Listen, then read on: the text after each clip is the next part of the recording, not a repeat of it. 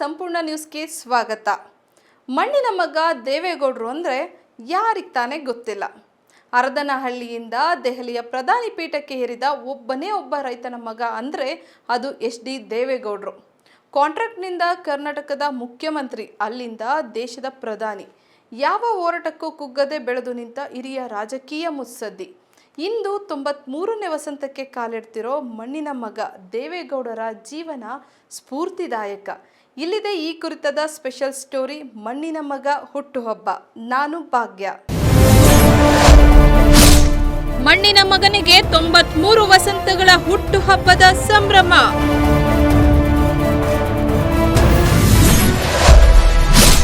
ಹಳ್ಳಿಯಿಂದ ದೆಹಲಿ ದರ್ಬಾರ್ವರೆಗೆ ದಿಟ್ಟ ನಾಯಕನ ಹೆಜ್ಜೆ.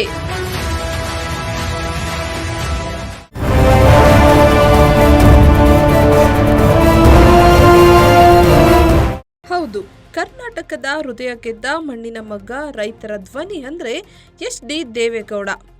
SDD ಅಪ್ಪ ಎಂದೇ ಮನೆ ಮಾತಾಗಿರುವ ಇವರು ಕೇವಲ ರಾಜಕಾರಣಿ ಅಷ್ಟೇ ಅಲ್ಲ, ಜೀವನದ ಕಷ್ಟಗಳೆಲ್ಲವನ್ನು ಒಂಟಿಯಾಗಿ ಮೆಟ್ಟು ನಿಂತು ಗೆದ್ದ ಒಬ್ಬ ಅಪ್ಪಟ ಸಾಧಕ. ಹಾಸನ ಜಿಲ್ಲೆಯ ಹರದನಹಳ್ಳಿಯಲ್ಲಿ 1933 ಮೇ 18ಕ್ಕೆ ಜನಿಸಿದ ದೇವೇಗೌಡರ ಬದುಕು ಎಂದಿಗೂ ಹೂವಿನ ಹಾಸಿಗೆಯಾಗಿರಲಿಲ್ಲ. ಬಡ ರೈತ ಕುಟುಂಬದಲ್ಲಿ ಹುಟ್ಟಿ ಚಿಕ್ಕ ವಯಸ್ಸಿನಲ್ಲೇ ತಂದೆಯನ್ನು ಕಳೆದುಕೊಂಡರು. ಬಡತನದ ಬೇಗೆಯಲ್ಲಿ ಕೂಡ ಬೆಂದರು. ಹೊಲದಲ್ಲಿ ನೇಗಿಲು ಹಿಡಿದು ಕೈಯಲ್ಲಿ ದೇಶದ ಚುಕ್ಕಾಣಿ ಹಿಡಿದ ಇವರ ಕತೆ ಕೇಳಿದ್ರೆ ರೋಮಾಂಚನ ಆಗತ್ತೆ.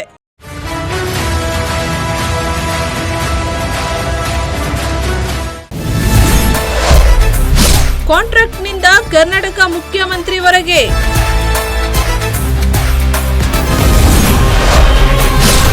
ಯಾವ ಹೋರಾಟಕ್ಕೂ ಅಂಜದ ಕಟ್ಟಾಳು ದೇವೇಗೌಡರು.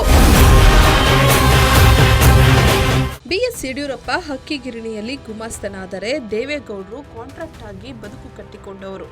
ಹಳ್ಳಿಯಲ್ಲಿ ಸೈಕಲ್ ತುಳಿದು ರೈತರ ಸಮಸ್ಯೆ ಆಲಿಸುತ್ತಾ ಅದರಿಂದ ಸಿಕ್ಕ ಸಮಾಧಾನದಲ್ಲಿ ಜನಸೇವೆ ಮಾಡುತ್ತಿದ್ದ ದೇವೇಗೌಡರ ಬದುಕೆ ದೊಡ್ಡ ತಿರುವು ಕೊಟ್ಟಿತ್ತು 1962ರ ವಿಧಾನಸಭಾ ಚುನಾವಣೆ.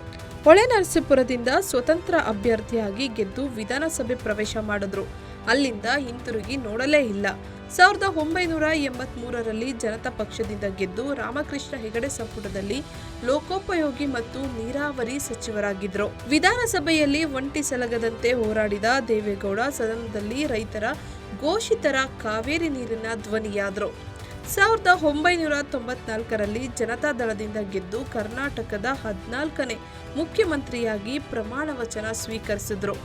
ಆಗ ವಿಧಾನಸಭೆಯಲ್ಲಿ ವಿರೋಧಿಗಳಿಗೆ ಇದ್ದದ್ದು ಒಂದೇ ಭಯ, ದೇವೇಗೌಡರ ಗರ್ಜನೆ. 18 ತಿಂಗಳು ಮುಖ್ಯಮಂತ್ರಿಯಾಗಿದ್ದಾಗ ರೈತರ ಸಾಲ ಮನ್ನಾ, ಕೃಷ್ಣ ಮೇಲ್ದಂಡೆ ಯೋಜನೆ ವೇಗ ಕೊಟ್ಟು ಜನಪ್ರಿಯ ನಾಯಕರಾದರು.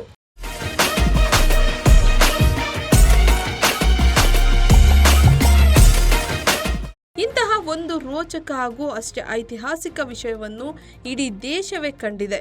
1996ರಲ್ಲಿ ಯಾವುದೇ ನಿರೀಕ್ಷೆ ಇಲ್ಲದೆ ಕನ್ನಡಿಗನೊಬ್ಬ ದೇಶದ ಪ್ರಧಾನಿ ಪಟ್ಟ ಅಲಂಕರಿಸಿದ. ಜೂನ್ 1, 1996 ಹರದನಹಳ್ಳಿಯ ರೈತನ ಮಗ HD ದೇವೇಗೌಡ ಭಾರತದ 11ನೇ ಪ್ರಧಾನಿಯಾಗಿ ಪ್ರಮಾಣ ವಚನ ಸ್ವೀಕರಿಸಿದ ದಿನ. ದೆಹಲಿ ದರ್ಬಾರ್ ನಡುಗಿತ್ತು. ಕನ್ನಡ ಮಾತಾಡೋ ಪ್ರಧಾನಿ ಅಂತ ದೇಶವೇ ಹೆಮ್ಮೆ ಪಟ್ಟಿತ್ತು. 10 ತಿಂಗಳು 11 ದಿನ ಪ್ರಧಾನಿಯಾಗಿದ್ದಾಗ ಈಶಾನ್ಯ ರಾಜ್ಯಗಳಿಗೆ ವಿಶೇಷ ಪ್ಯಾಕೇಜ್, ಮಹಿಳಾ ಮೀಸಲಾತಿ ಮಸೂದೆ ಮಂಡನೆ, ದೆಹಲಿ ಮೆಟ್ರೋಗೆ ಅಡಿಗಲ್ಲು, ಹೀಗೆ ದಿಟ್ಟ ಹೆಜ್ಜೆ ಇಟ್ಟವರು. ಇದನ್ನು ನೋಡಿದ ವಿರೋಧಿಗಳು ಆಕಸ್ಮಿಕ ಪ್ರಧಾನಿ ರೈತನಿಗೆ ದೇಶ ಆಳೋಕೆ ಬರುತ್ತಾ ಅಂತ ಹೀಯಾಳಿಸಿದರು. ಆಗ ದೇವೇಗೌಡರು ಕೊಟ್ಟ ಉತ್ತರ ಮಾತ್ರ ಎಂಥವರ ಹೃದಯವನ್ನಾದರೂ ಕರಗಿಸುವಂತಿತ್ತು. ಅವರು ಹೇಳಿದ್ದು ಒಂದೇ ಒಂದು ಮಾತು, ನನಗೆ ಪ್ರಧಾನಿ ಪಟ್ಟದ ಹಪಾಹಪಿ ಇಲ್ಲ. ನನ್ನೆದುರು ಇದ್ದದ್ದು 100 ಕೋಟಿ ಭಾರತೀಯರು. ಅವರಿಗೆ ಹೊಟ್ಟೆಗೆ ಅನ್ನ ಕೊಡಿಸಬೇಕು, ರೈತ ಬೆಳೆದ ಬೆಳೆಗೆ ಬೆಲೆ ಸಿಗಬೇಕು, ಮೈ ಮೇಲೆ ಒಳ್ಳೆಯ ಬಟ್ಟೆ ಇಲ್ಲದ ಬಡವರಿಗೆ ನೆಮ್ಮದಿ ಕೊಡಿಸಬೇಕು. ಇದೊಂದೇ ನನ್ನ ಬದುಕಿನ ಏಕೈಕ ಉದ್ದೇಶವಾಗಿತ್ತು. ಆ ಕಾರಣಕ್ಕಾಗಿ ಜನ ನನ್ನನ್ನು ಏನೇ ಅಂದರೂ ನಾನು ತಲೆ ಕೆಡಿಸಿಕೊಳ್ಳಲಿಲ್ಲ. ನಾನಾಯಿತು, ನನ್ನ ಕರ್ತವ್ಯವಾಯಿತು ಎಂದು ಸಿಕ್ಕ ಎಲ್ಲ ಅವಕಾಶದಲ್ಲೂ ಜನಸೇವೆಗೆ ಜೀವ ತುಂಬುತ್ತಾ ಬಂದೆ. ನಮ್ಮ ದೇಶದ ಭವಿಷ್ಯಕ್ಕಾಗಿ ವಿರೋಧಿಗಳು ಕೊಟ್ಟ ಹಣೆಪಟ್ಟಿಗಳನ್ನು ನಿರ್ಲಕ್ಷಿಸಿ ನಮ್ಮ ರಾಜಕೀಯ ಸೇವೆಯನ್ನು ನಿಷ್ಠೆಯಿಂದ ಮುಂದುವರಿಸಿದ ದೇವೇಗೌಡರ ಈ ಮಾತುಗಳು ಪ್ರತಿಯೊಬ್ಬ ಜನನಾಯಕನ ನಿಸ್ವಾರ್ಥ ಸೇವೆಗೆ ಹಿಡಿದ ಕನ್ನಡಿಯಾಗಿದೆ.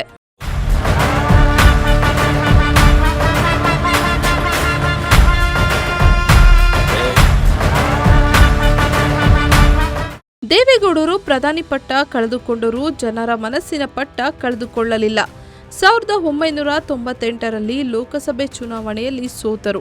1999ರಲ್ಲಿ ಕನಕಪುರದಿಂದ ಗೆದ್ದು ಮತ್ತೆ ಸಂಸತ್ ಪ್ರವೇಶ ಮಾಡಿದ್ರು.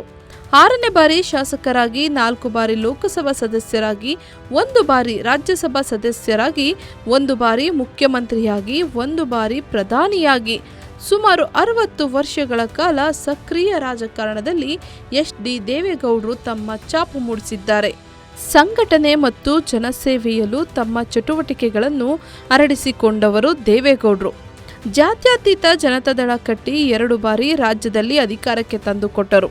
2018ರಲ್ಲಿ ಕುಮಾರಸ್ವಾಮಿ ಮುಖ್ಯಮಂತ್ರಿಯಾಗಲು ಕಾರಣರಾದರು. 2020ರಲ್ಲಿ 87ನೇ ವಯಸ್ಸಿನಲ್ಲಿ ರಾಜ್ಯಸಭೆಗೆ ಆಯ್ಕೆಯಾಗಿ ಇಂದಿಗೂ ಸಂಸತ್ನಲ್ಲಿ ರೈತರ ಧ್ವನಿಯಾಗಿ ಎಡೆಬಿಡದೆ ಮುನ್ನಡೆದಿದ್ದಾರೆ. 2023ರಲ್ಲಿ ಚುನಾವಣಾ ರಾಜಕಾರಣಕ್ಕೆ ನಿವೃತ್ತಿ ಘೋಷಿಸಿದ ಯಡಿಯೂರಪ್ಪರವರಂತೆ ಅಲ್ಲ. 93ನೇ ವಯಸ್ಸಿನಲ್ಲಿಯೂ ನಾನಿನ್ನೂ ರಿಟೈರ್ಡ್ ಆಗಿಲ್ಲ ಅಂತ ಗರ್ಜಿಸೋ ದಿಟ್ಟತನ ದೇವೇಗೌಡರದ್ದು. ಒಟ್ಟಿನಲ್ಲಿ ಎಚ್.ಡಿ. ದೇವೇಗೌಡರ ರಾಜಕೀಯ ಹಾದಿ ಸುದೀರ್ಘವಾಗಿದ್ದು, ಕರ್ನಾಟಕದ ರಾಜಕೀಯದಲ್ಲಿ ದೇವೇಗೌಡರು ಭೀಷ್ಮ ಅಲ್ಲ, ದ್ರೋಣಾಚಾರ್ಯ. ಯಾಕಂದ್ರೆ ಭೀಷ್ಮ ಯುದ್ಧ ಮಾಡಿದ್ರು, ಆದರೆ ದ್ರೋಣರು ನಾಯಕರನ್ನೇ ಸೃಷ್ಟಿ ಮಾಡಿದ್ರು.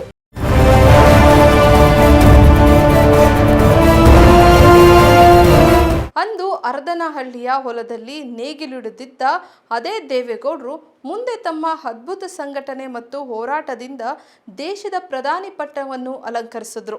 ಸೋಲುಗಳನ್ನು ಮೆಟ್ಟು ನಿಂತು ನಿದ್ದೇಗೌಡ ಅವಮಾನಗಳನ್ನು ಅರಗಿಸಿಕೊಂಡು ಕಾವೇರಿಗಾಗಿ ಕಣ್ಣೀರಿಟ್ಟು ಸಾಧನೆಯ ಶಿಖರವನ್ನೇರಿದ ದೇವೇಗೌಡರ ಬದುಕು ನಿಜಕ್ಕೂ ದೊಡ್ಡ ಸ್ಫೂರ್ತಿ. ಅಲ್ಲದೆ ಇಂದು 93ನೇ ವಯಸ್ಸಿನಲ್ಲೂ ರಾಜ್ಯಸಭಾ ಸದಸ್ಯರಾಗಿ, ಜೆಡಿಎಸ್ ರಾಷ್ಟ್ರೀಯ ಅಧ್ಯಕ್ಷರಾಗಿ ಯುವ ನಾಯಕರಿಗೆ ಮಾದರಿಯಾಗಿದ್ದು, ಅವರ 60ನೇ ವರ್ಷದ ರಾಜಕೀಯ ತಪಸ್ಸು ಕನ್ನಡ ನಾಡಿಗೆ ಮುಡಿಪಾಗಿದೆ. ಇದಾಗಿತ್ತು ಈ ಕ್ಷಣದ ಸ್ಪೆಷಲ್. ನಿರಂತರ ಸುದ್ದಿಗಾಗಿ ನೋಡ್ತಾ ಇರಿ ಸಂಪೂರ್ಣ ನ್ಯೂಸ್. ಇದು ನೊಂದವರ ಧ್ವನಿ.